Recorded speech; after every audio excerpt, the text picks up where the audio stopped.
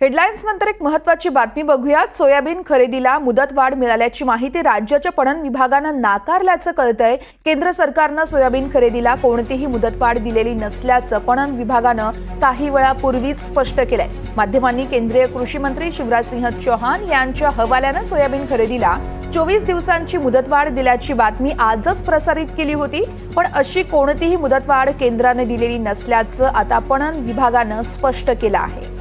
सागर कुलकर्णी आमचे प्रतिनिधी या संदर्भातली अधिकची माहिती देतील। सागर, नेमकं काय झालंय?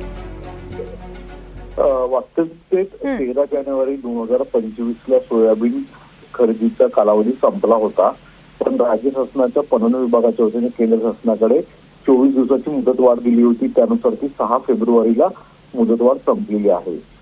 आज काही प्रसार माध्यमांनी या संदर्भामध्ये महाराष्ट्रामध्ये 24 दिवस आणि तेलंगणामध्ये 15 दिवस मुदतवाढ दिल्याची माहिती केंद्रीय कृषी मंत्री शिवराजसिंह चौहान यांनी दिल्याची बातमी देण्यात आली होती।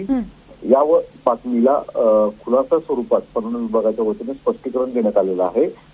या स्पष्टीकरणामध्ये पणन विभागाने म्हटलेलं आहे की केंद्र सरकारने अद्याप कोणतीही नवीन मुदतवाढ दिलेली नसून सोयाबीन खरेदीसाठी जी केंद्र शासनाची तारीख होती 6 फेब्रुवारीला ती अंतिम झालेली आहे। यामुळे कोणतीही मुदतवाढ केंद्र शासनाच्या वतीने देण्यात आलेली नाही आहे। यामुळे जे शेतकऱ्यांकडे काही अजूनही सोयाबीन पडून आहे अशांना आता मात्र पणन विभागाच्या केंद्रावर सोयाबीन विकता येणार नाही आहे।